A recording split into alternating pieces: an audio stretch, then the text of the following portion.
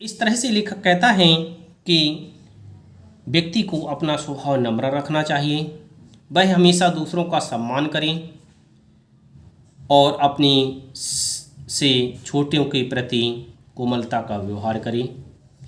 वह हमेशा दूसरों की बात माने, परंतु लेखक कहता है कि विनम्रता का मतलब इतना नहीं है कि वह दब्बूपन से कार्य करे। दब्बूपन से यदि वह कार्य करेगा तो उसे दूसरे का मुंह ताकना होगा, वह अपना संकल्प नहीं ले सकता, उसकी बुद्धि मंद हो जाएगी और आगे चल कर के वह किसी निर्णय को लेने में सक्षम नहीं हो पाएगी। तुम्हें क्या करना चाहिए, इसका ठीक ठीक उत्तर तुम ही को देना होगा। दूसरा कोई नहीं दे सकता, कैसा भी विश्वास पात्र मित्र हो। तुम्हारे इस काम को वह अपने ऊपर नहीं ले सकता।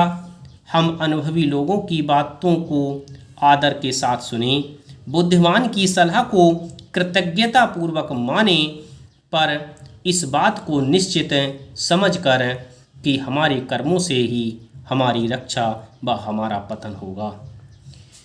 इस तरह से लेखक कहता है कृतज्ञता का अर्थ होता है आभार या दूसरों के द्वारा किया गया उपकार मानना। हमें दूसरों की बातों का आदर करना चाहिए, हमें बुद्धिमानों की सलाह को मानना चाहिए, इस बात को निश्चित समझ करके कि हमारे कामों में हमारी ही रक्षा हमारा पतन है। हमें अपने विचार और निर्णय की स्वतंत्रता को दृढ़तापूर्वक बनाए रखना चाहिए। हमें अपने विचार और अपने निर्णयों को लेने की स्वतंत्रता होनी चाहिए। हम इतने स्वतंत्र हो सकें कि हम स्वयं के विचार कर सकें और स्वयं के निर्णय ले सकें, स्वयं अपने निर्णयों के अनुसार कार्य कर सकें। यदि हम दूसरों के निर्णयों से कार्य करेंगे तो कभी भी हम अपनी स्थिति को ऊपर नहीं उठा सकते।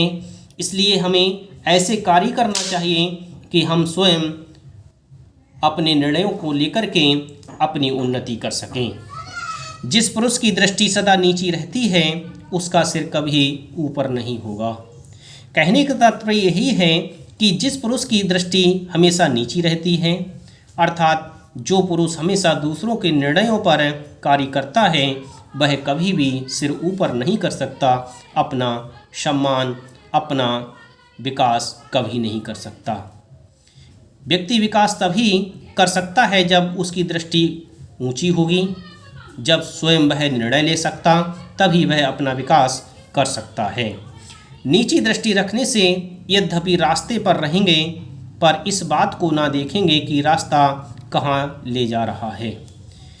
यदि हम दूसरों के निर्णयों पर आश्रित रहेंगे, दूसरों की बात मानेंगे, हमेशा दृष्टि को नीचे रखेंगे, तो हम रास्ते पर तो रहेंगे, परंतु हम यह नहीं देख पाएंगे कि क्या गलत है, क्या सही है। इस बात का निर्णय हम नहीं कर सकते और रास्ते को अच्छी तरह से नहीं देख सकते। चित्त की स्वतंत्रता का अभिप्राय चेष्टा की कठोरता या प्रकृति की उग्रता नहीं है। अपने व्यवहार में कोमल रहो और अपने उद्देश्यों को उच्च रखो। इस प्रकार नम्र और उच्चाशय दोनों बनो।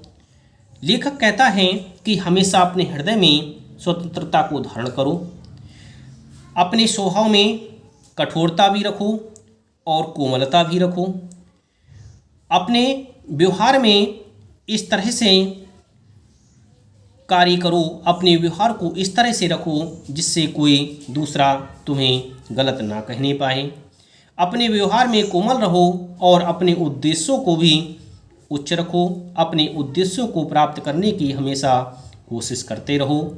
इस प्रकार नम्र और उच्चाशय दोनों बनो। यदि दोनों तुम बने रहोगे तो हमेशा सफलता प्राप्त करोगे। अपने मन को कभी मरा हुआ मत रखो। जो मनुष्य अपना लक्ष्य जितना ऊपर रखता है उतना ही उसका तीर ऊपर जाता है। लेखक कहता है कि हमें हमेशा अपना लक्ष्य ऊपर रखना चाहिए। हम जितना लक्ष्य ऊपर रखेंगे उतना ही हम तेज़ी से उस लक्ष्य की ओर जाएंगे। जितना लक्ष्य हमारा नीचा होगा उतनी ही गति हमारी कम हो जाएगी।